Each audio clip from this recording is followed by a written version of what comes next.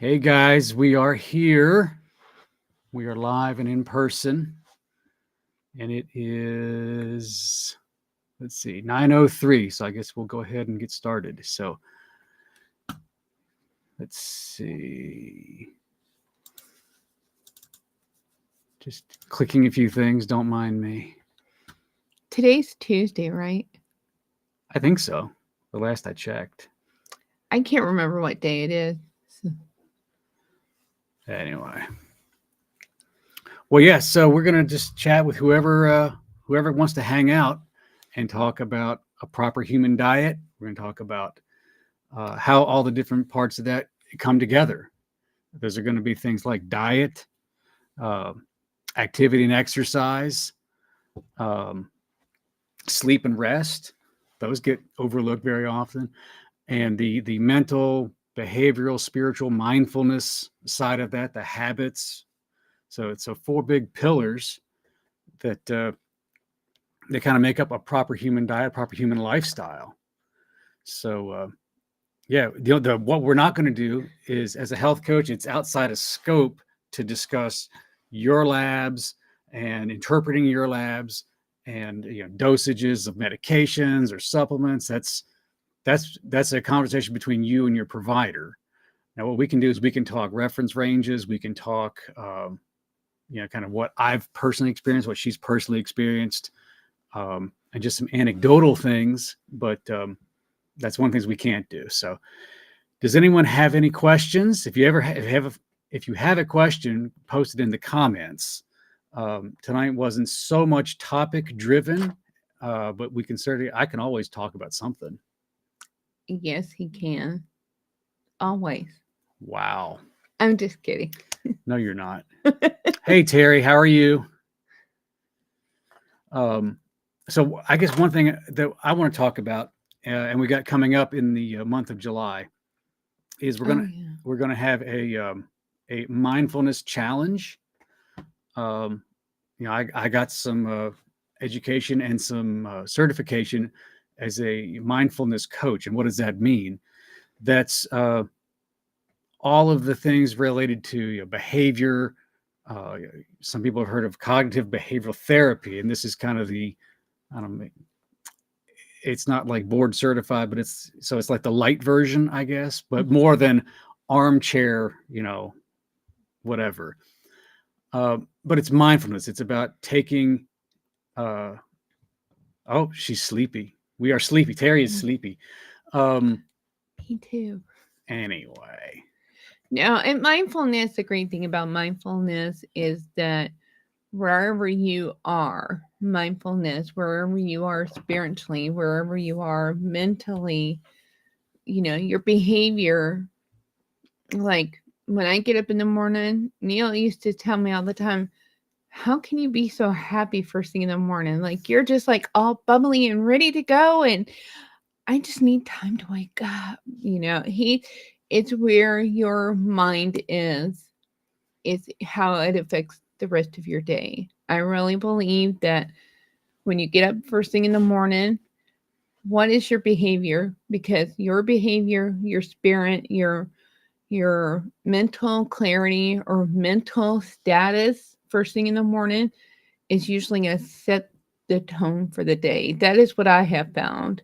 And that's what I grew up with is, like if I used to make my mom mad in the morning, she would say, it ruined the rest of her day because she was so upset by the behavior that I had that morning.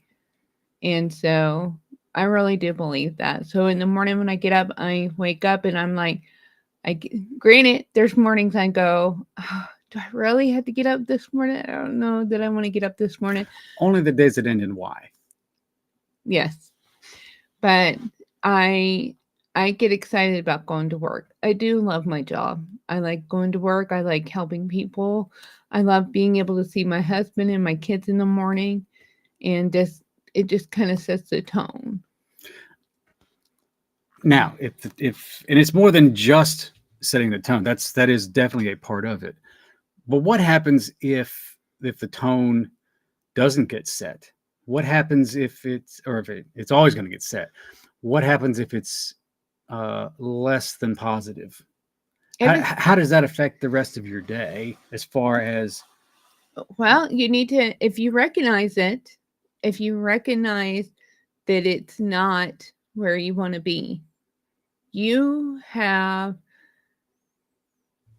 the ability to start making changes. Some of the things that I do is sometimes, honest to goodness, I will drive to work and I'll be like, Lord, I am really not happy with this situation, or I'm really ticked off about this situation. And I don't want it to set the tone for the day. And I make changes, or I listen to music that's very positive, uplifting, or I listen to a podcast, or sometimes I pick up the phone and I call him and I'm like, I just need to hear you say, I just want you to know that I love you and I wanted to hear you. There's all kinds of things. Looking at a picture, if you like looking at pictures and they give you peace, like I love watching the sunrise. That is one of my favorite things. Sunrises and sunsets. That sets my tones too. Now, that sets your behavior and your mental focus. What does that do physically when you have a good experience like that? My body tends to follow. I guess re-ask your question a different way. Maybe I'm not answering it. When you have a good experience like that mentally, how does that manifest physically? Less stress, less tension. I'm more relaxed. Nice little dopamine hit. Yep. Get a little hug, and you get some of the oxytocin. Yes, absolutely. Absolutely. And so what does that do to cortisol? It lowers it. It keeps the cortisol at bay. Yeah. What happens if you have a bad experience, a bad morning, a bad outlook? You got a crappy attitude, or your Eeyore.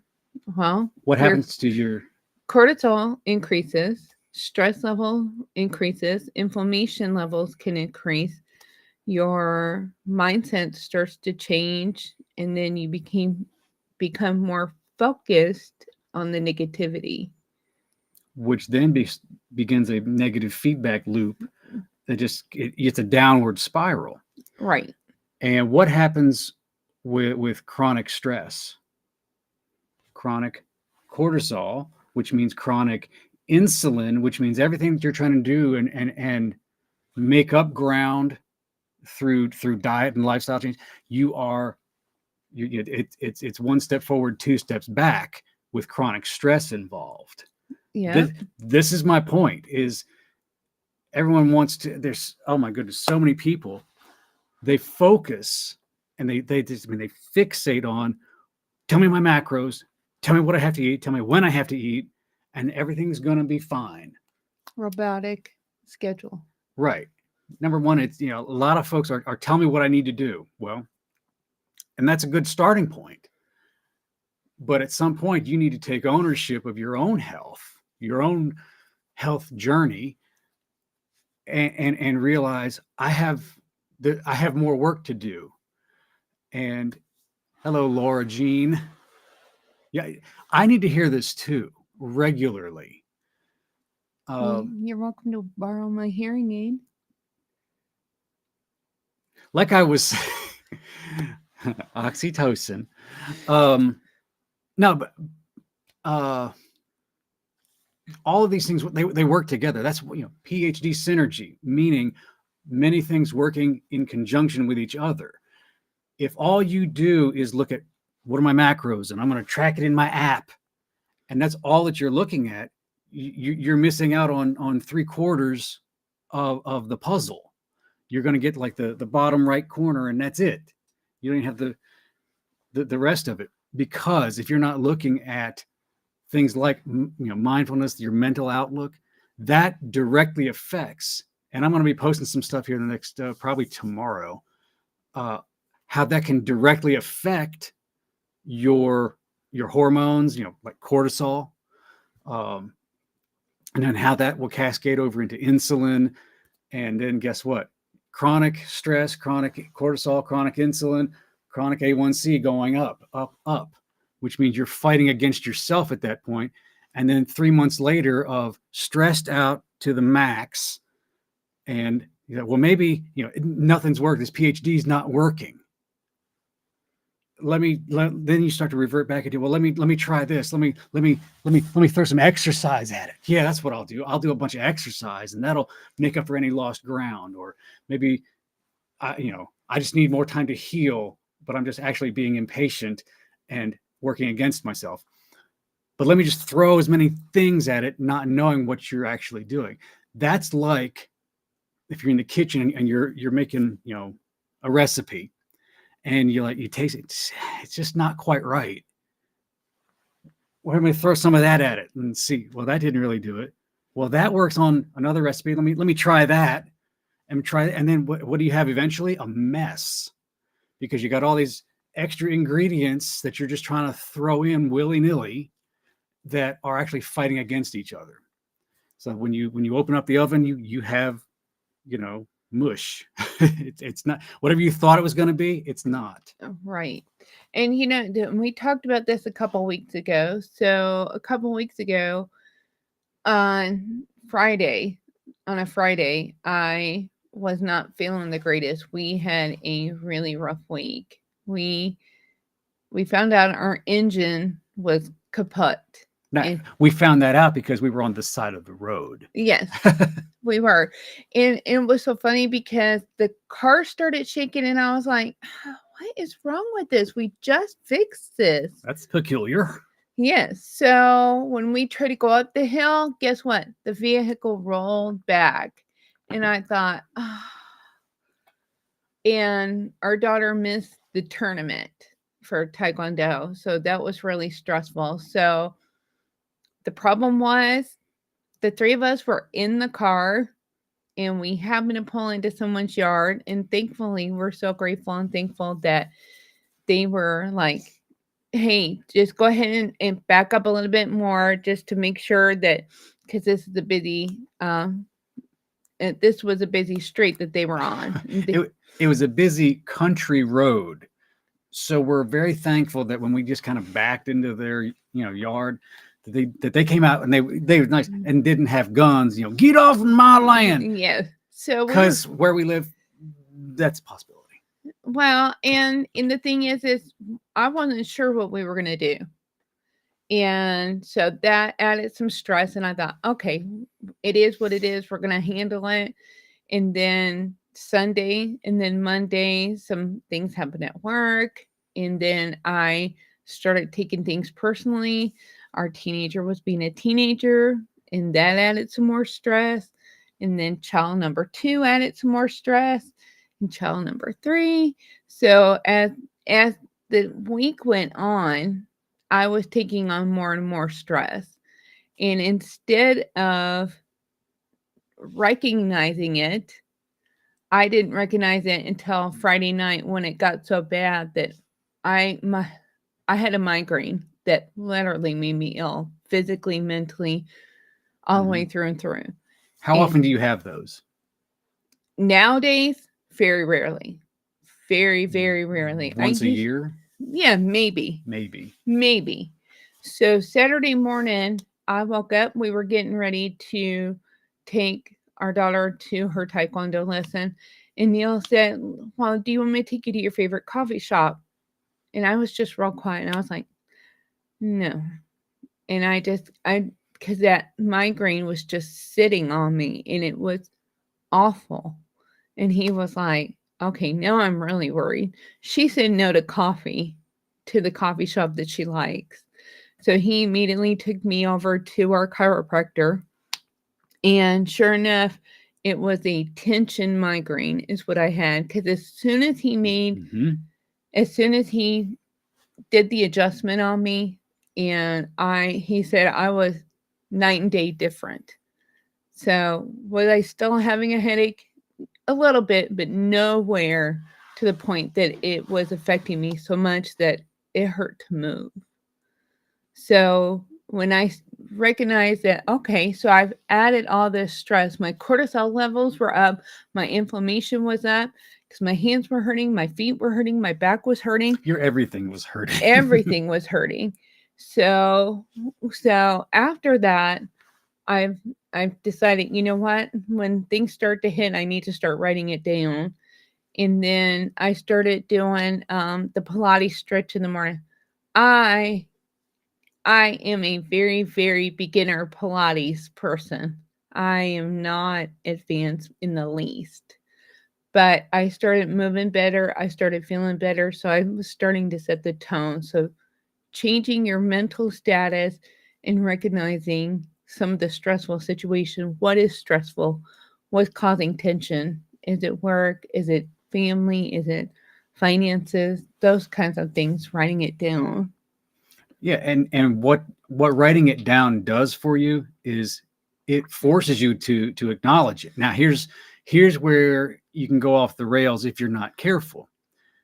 Is again, we're talking mindfulness, and we're talking how mindfulness can right the ship of chronic stress, and chronic stress can be manifested in your through your physical body in so many different ways. Mm-hmm. Cortisol.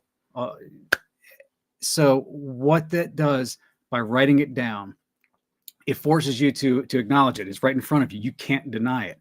Now, make sure that you're looking at it. If it's a past experience, you have to look at it. The past. I always heard look at the past in black and white. Learn the lesson and see it in black and white and not in vivid color. You don't want to relive it. You want to see it for what it is, not how you perceived it in that moment, if that makes sense. And I have a habit of reliving stuff, just FYI. I'm a work in progress with that. We all are. And the other thing you can do is, well, based on that, then you start to anticipate the future, good or bad. And what does that do? That can create anxiety and worry, even for positive things. Having kids and having been one, to some degree still am one, like Christmas time. I remember I would get so excited, and I still do. I get so excited about Christmas time that, have you ever had a kid that couldn't sleep before, Christmas Eve? They can't go to sleep. You tell them, go to sleep. Santa Claus ain't going to come if you don't go to sleep. And guess what? They physically can't go to sleep because they're so jacked up. They got so much energy and anxiety over something good, but they're just so jacked up they can't sleep. Sleep deprivation affects all these other things. Your stress, your cortisol, the adrenaline. And guess what? That's going to that would be, acute. But if you do that as a habit, it's going to be chronically elevated, which is going to be chronically affecting A1C and all your blood sugars, how you metabolize, proteins, fats, and carbs, how your metabolism works. So it's going to affect all of that because of your mindset. So going back, you're looking at something, you're writing it down, see it for what it is. And this is where being mindful, what does that mean? Turning everything off and living in the moment. And why that's important is because you can appreciate where you are and you can understand where you are in reality versus any of these little fictions that you create in your own head. The visual I have, and I need to make a graphic of this, is envision a train track going from infinity to infinity and beyond. And on that train track, you've got two box cars, and they just go on for as far as you can go. Two boxes, two cubes, and right where they join in, there's a seam, and you can barely slip a piece of paper in between these two boxes. Okay, that slip of paper, that's what we call now, this present moment, this exact second, this instance. But it's on a train track. It's always moving. Always be aware of that now moment, because guess what? I can click my fingers. That's now in the past. We're no longer in now. And if anyone likes, funny movies, you'll think Spaceballs, when is now, soon. But living in that present moment. And sometimes you have to shut the world off to kind of refocus and realize things for where they actually are versus, again, where you think they are, where you perceive them to be. And this is another way, I call it 3 minutes of mindfulness. Get up from your desk, get up and just go outside, let the sun hit your face, set a timer for 3 minutes, and then just listen to the wind, the birds, the traffic going by. If it's raining, listen to the sound of the rain and the cars, sloshing by the water. Listen to that. Do that for 3 minutes and be intently focused on that. Your stress is going to come down. And so mentally, you're going to be in a better place because you're not thinking about what happened or what's going to happen. You are solely focused on right now. It's going to come down. So then you can then see things for what they are, deal with them appropriately, but your cortisol, all of that's going to be down, which means you get into a habit of that, of controlling your stress. You're going to be in a much better place. We've got a client who began to practice some of this, and she's got some stuff going on. We've had several of these talks, and she can handle it. It doesn't make the situations go away, but how you perceive them is everything. And that also, let's bring this around to some of these other things. When you're mindful, when you're aware of what you're really doing, when it comes to your exercise, how many people go to the gym, whether it's at a location or at your home, and you go to do a workout and you just kind of go through the motions. Well, I guess I'm supposed to do this. And well, Coach Kevin says you got to lift, and Coach this one says you got to, and you got to, and there's all kinds of stuff. And you're just, well, I guess I'll try. And then you're back to the recipe. Let me just throw some of this in there. Let me just throw some of that in there. And again, you get a mess. But if you can slow down long enough mentally, realize where you are, and then you can actually, and this is where the McGuff, Body by Science, School of Thought, the super slow, you have proper form. You can slow down and you can, let's say that you're doing a curl. You focus in on every nuance of that moment, and you're going to be so hyper aware of what's going on around you. And even though you're working out, you're going to be, I keep saying focus, but yeah, you're going to be focused, and you're going to have purpose to what you're doing in that moment. I will say, I have a tendency to have a busy mind. So when something is really stressful and I'm trying to take the time out of the day to just kind of like slow it down, you got to find what works for you. He can tune out things, whereas I have difficulty tuning things out. So one of the things I do is I listen to music so that it distracts my thought process. Something that allows me to lower my stress level. That's something I do. Sitting outside in the sun where I could close my eyes and just feel the sun. And so all I could focus on is the heat on my face. So those are some things. And seeing that, you feel the sun on your face, and that's you're soaking in that moment, but you're also getting vitamin D, which helps, your skin, your cholesterol. That's how you make cholesterol is through sun exposure. So do you see how they all work together, folks?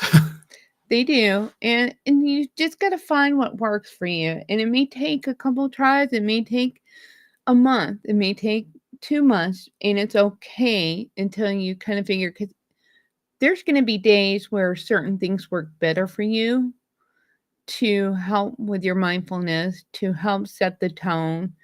And there's going to be days where you're just like, forget it. Just forget it. But keep trying to go back, try to counteract where you're at to get yourself in a better place.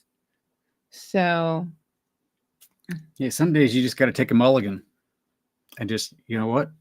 And you know what? Write that down too. Write that down. Today was a crappy day. Do over. His mercies are new every morning.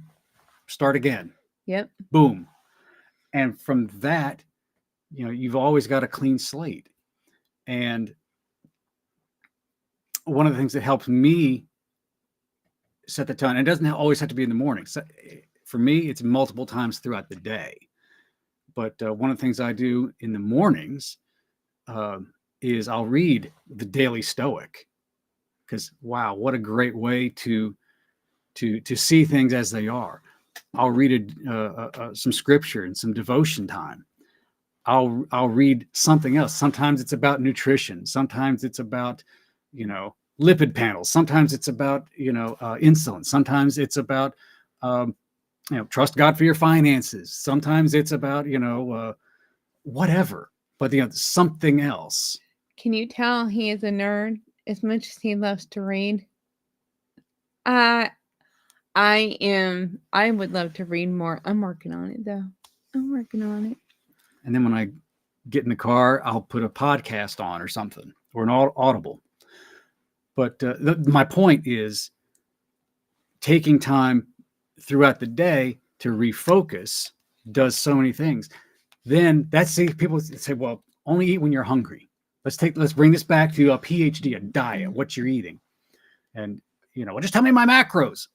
That's it's important, but your mindset, I believe, is importanter, because if you know why you're eating, when you're eating, why you're eating, and then what you're eating, that's going to make all the difference.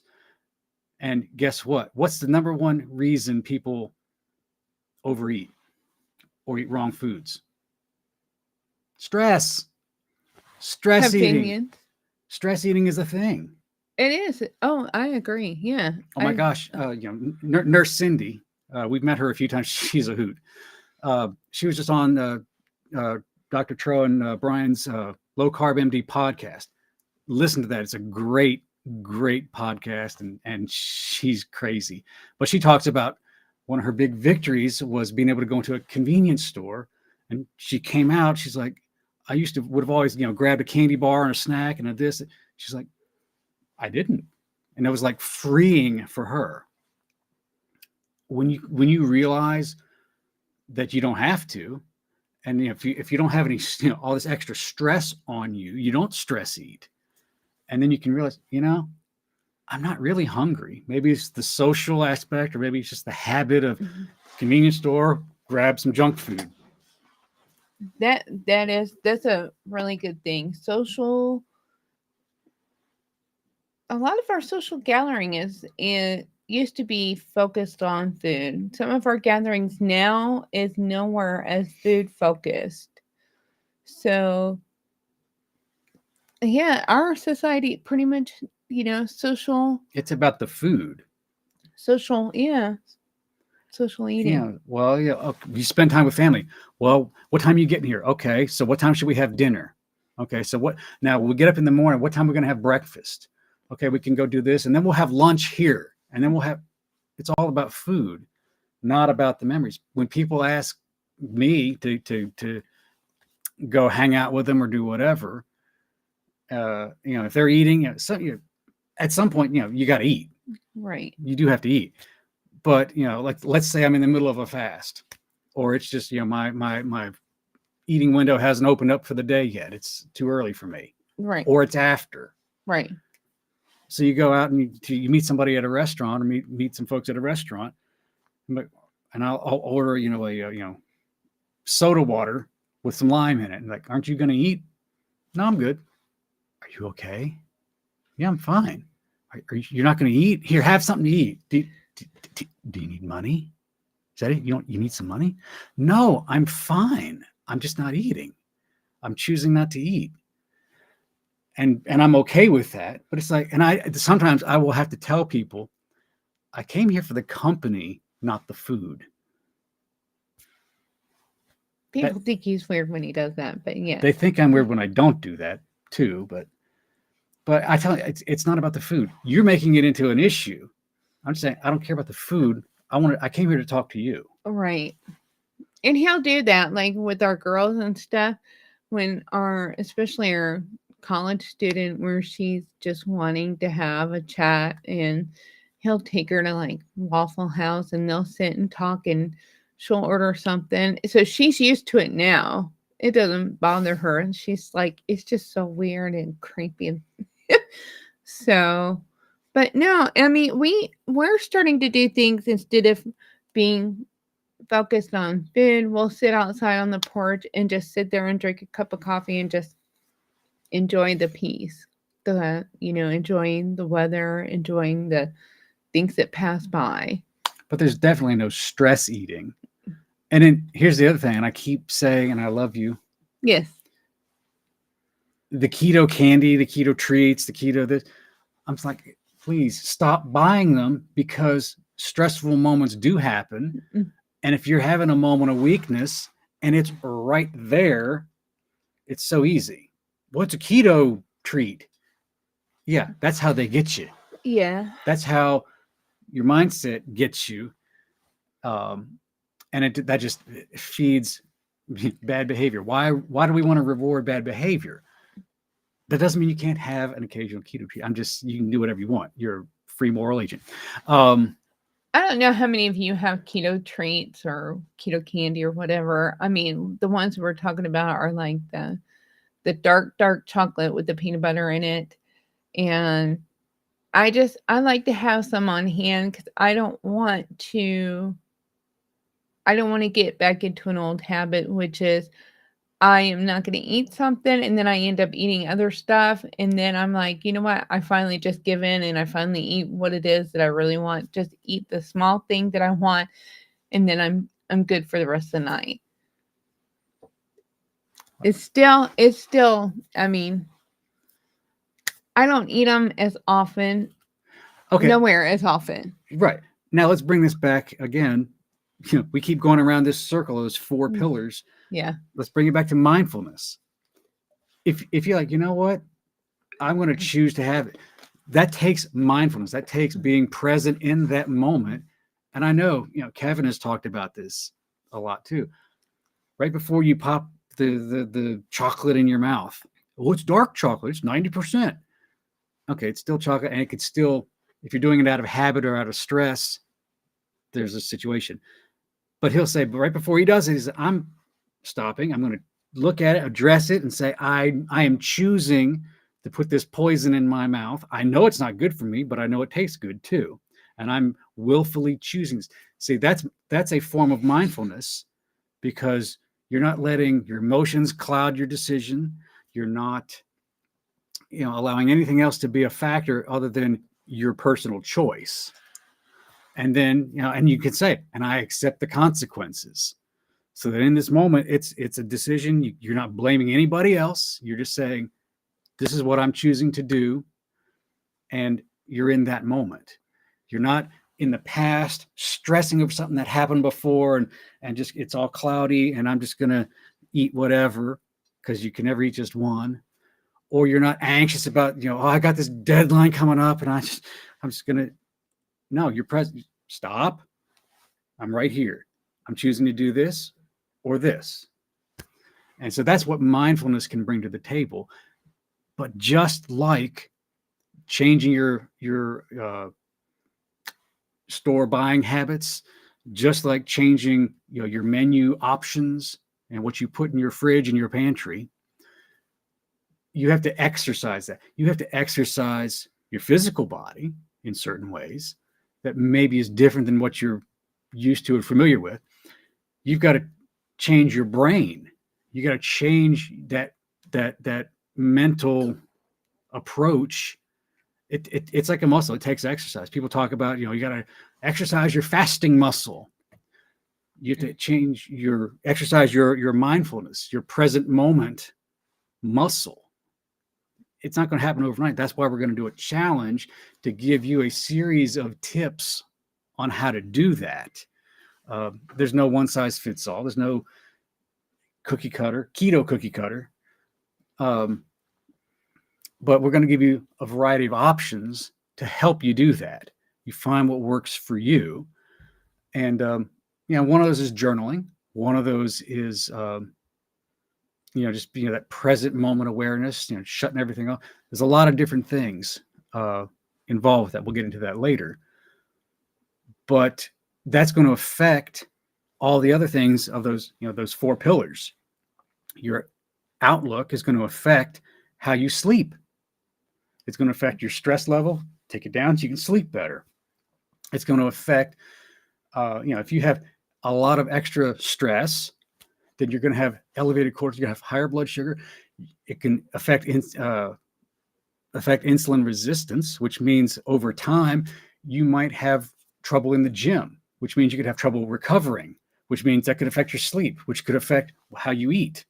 You see, they're all interconnected. And as soon as you lose the aspect of their interconnectedness, then you're just pot shotting, hoping it's going to work. Try and wrap your mind around how they work together. And it's kind of like, a rising tide raises all the ships. You work on this one for a little bit, you work on this one, you work on this one. And it's like, you're not fully developing this one little seed into a giant oak tree and then moving on to the next seed, ignoring everything else. And then, no, it's like a farmer that has a couple of different plots. All right, Terry, have a good night. Get some rest. See ya. Yeah, but a farmer that has several different plots, crops.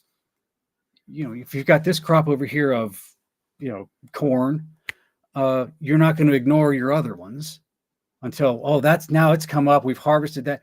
Now let's move on over here to this. No, you're going to tend to all of them. Maybe you'll do this one today and that one tomorrow, and then you'll kind of make the rounds. Consider your health the same way. Different aspects to it, but macros, that's a thing. You need to know how much protein am I getting? How much fat am I getting? What's my carb count? My total carb count, not my net. Because that's vital. That's what you're putting in. That's the fuel that you're putting in your body. And that's another thing that mindfulness has helped me with, is realizing it's fuel.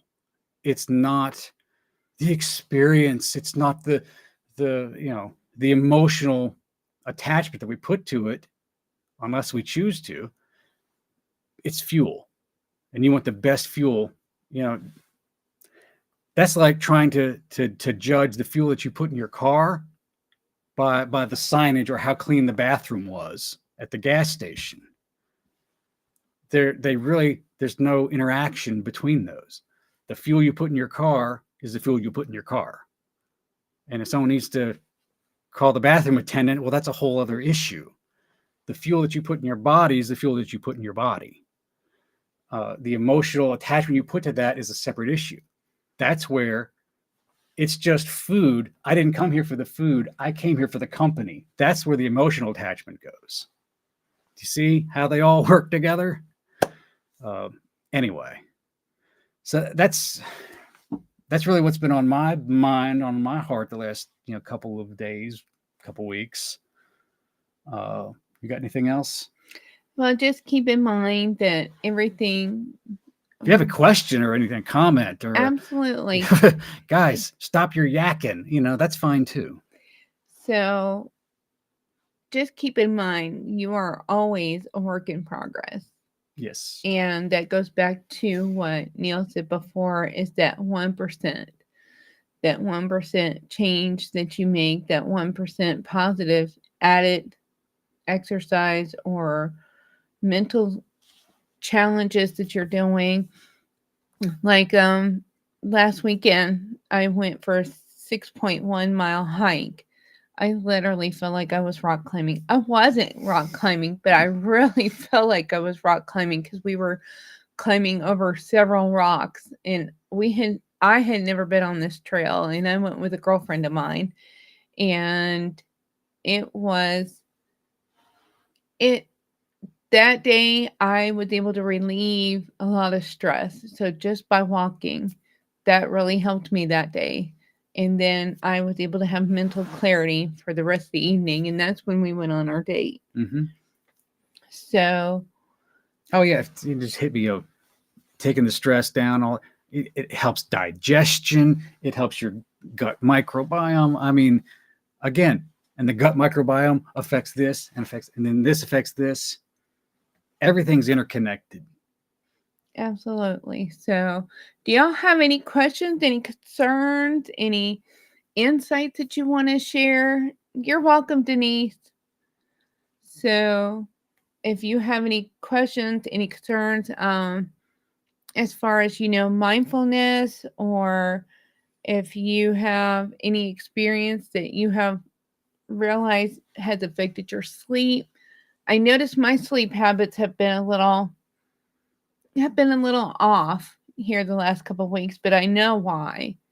So I had 5 days off after a stressful week. I had 5 days off, and I messed up my sleep by taking more than one nap during the time off, because I was like, yes, I get to have a nap. I don't know why I get so excited about little naps, but I did. So anyway, Where a 30-minute nap turns into 3 hours. yeah, literally. Oops. So, but absolutely, don't hesitate to reach out to us after this live session. If you think of something later and you have questions, don't hesitate to reach out to us. Yeah. Absolutely. And if it's on the replay, you can drop it in the comments. We will read those. If you're within Dr. Barry's PhD community, you can reach us there in the PhD Synergy Coaches Corner. But you can also reach us at phdsynergy.com. Of the many things that we do, we also do private coaching. We do one-on-one coaching. We're getting into some group coaching here in a little while, but right now we're doing a lot of one-on-one. So there's a lot of ways we're available to help, and all you got to do is reach out. So phdsynergy.com or Dr. Barry's PhD community, or YouTube, or the Facebooks, or the smoke signal. I could try and read that.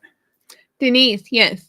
And that's funny you said that, because one of the nurses at work was just saying how the weather has really affected her mental status, her inflammation levels, her immune system. She's got a lot of immune issues, and it's been on the rise. And I've heard several patients say, I've had a headache that's a lot different this week.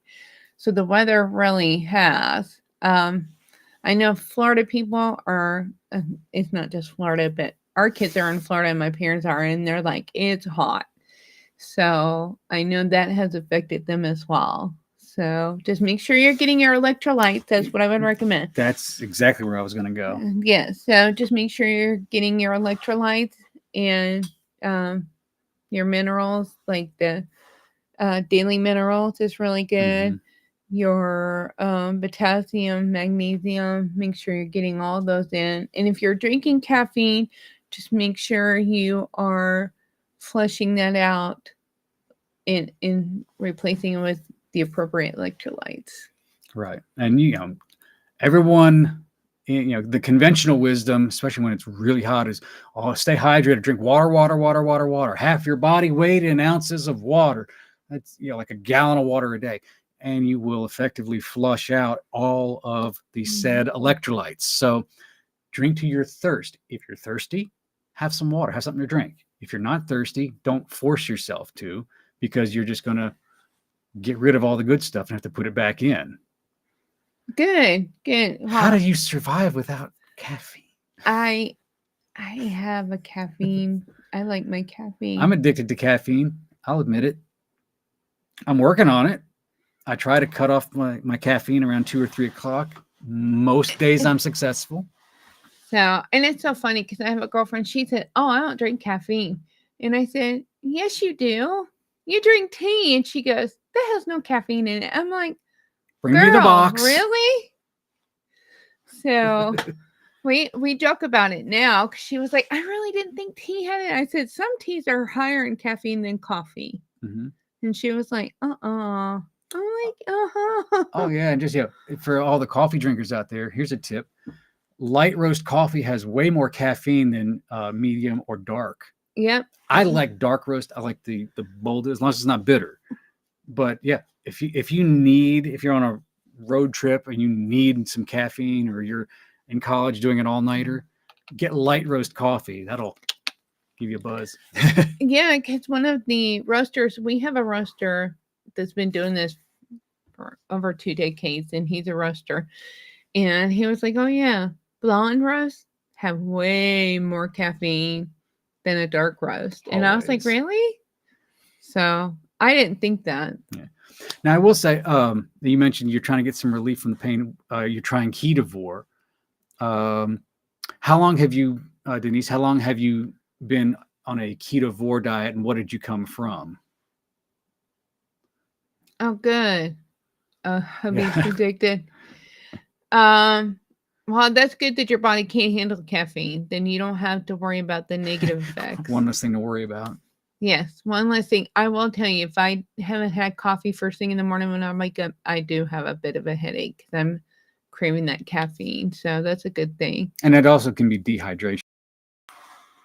Yeah, it does. It does. And caffeine will not let you absorb nutrients. Right? Because I've heard that. I haven't proven that. While bariatric patients are supposed to be careful with their caffeine because their body can only tolerate so much because their stomach is so much smaller that when you drink caffeine, and it will take the caffeine before it takes the nutrients, so it'll flush it out. But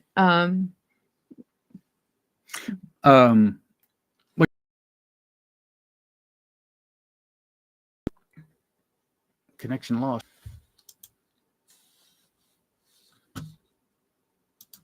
I think we're having some technical difficulties.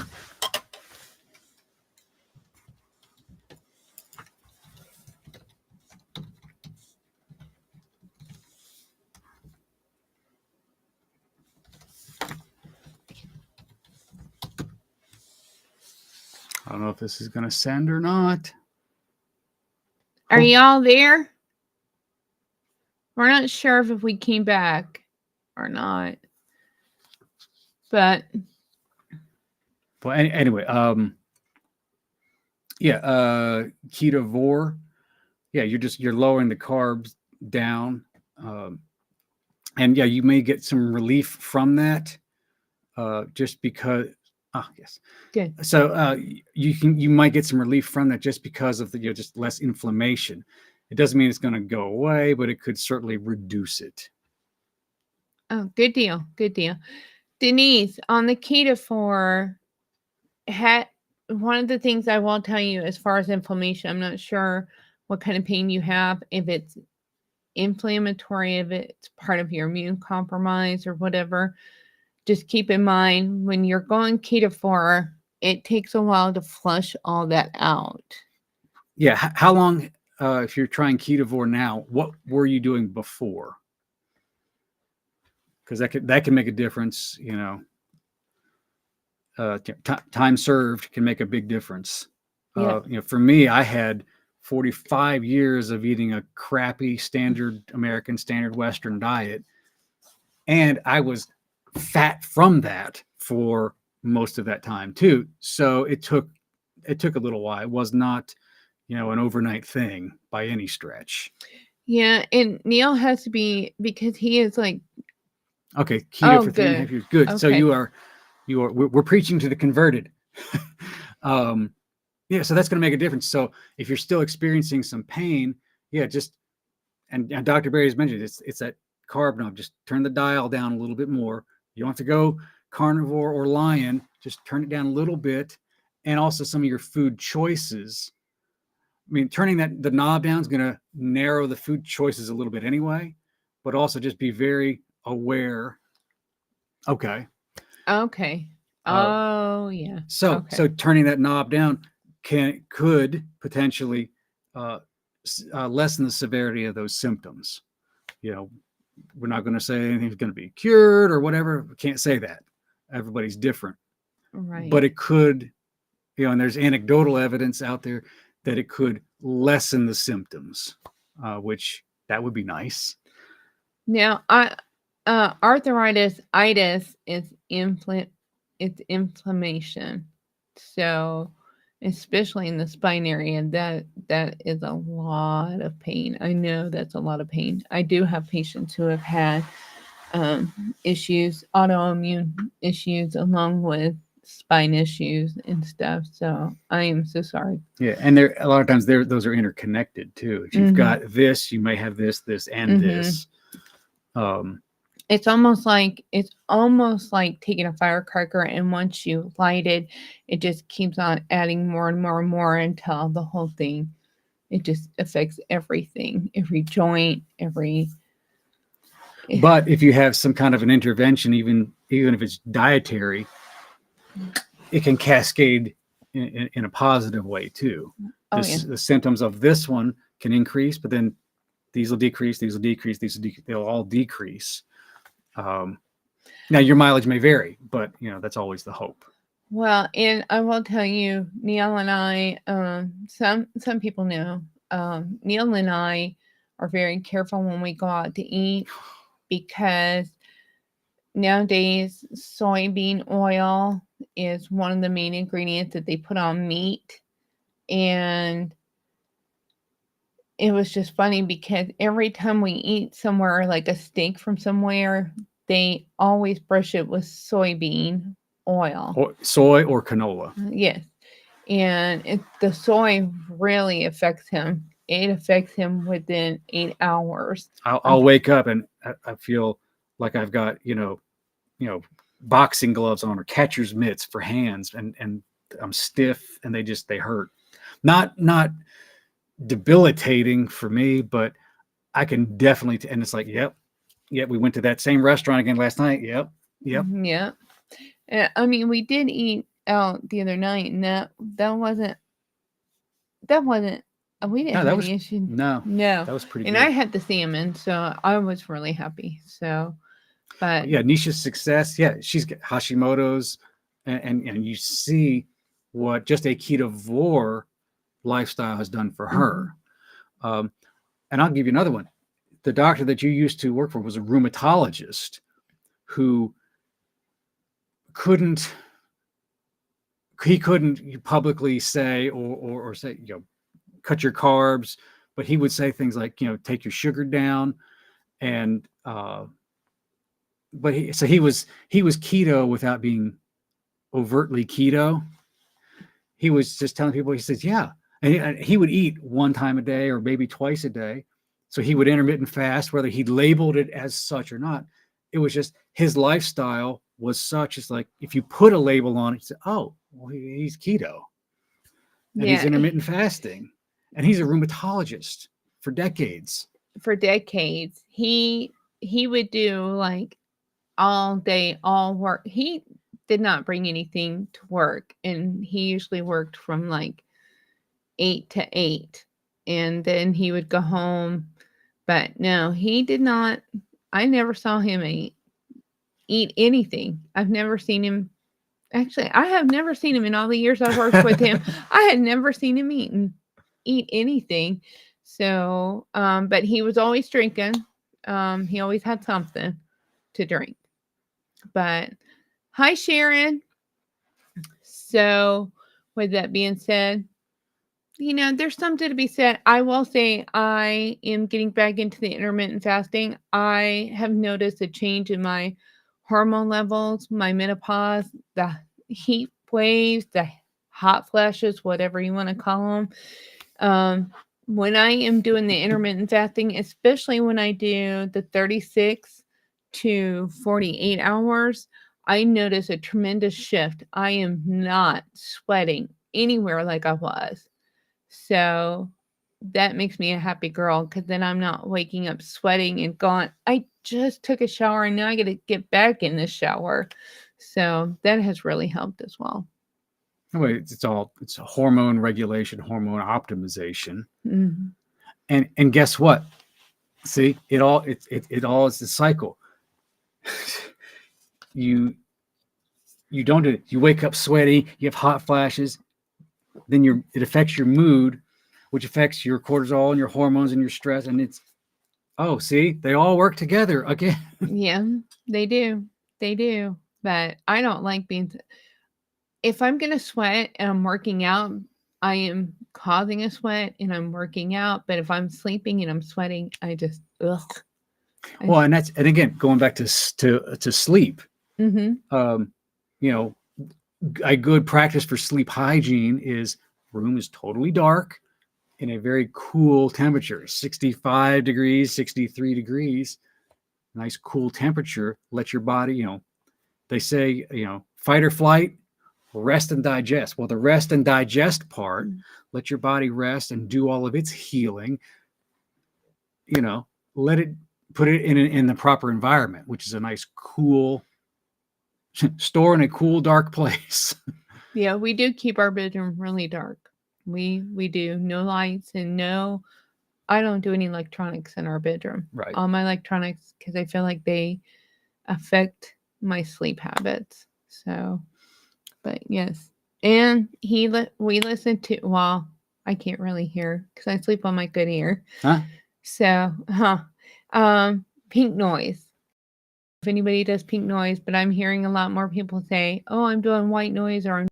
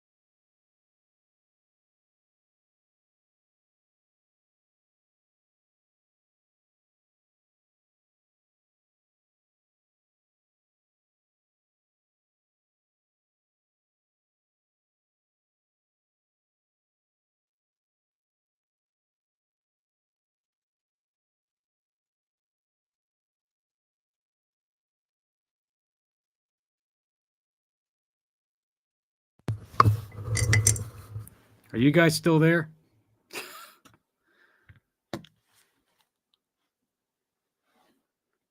We are not sure what's going on with our internet feed, Well, but Mr. IT over here is going to have to work on that.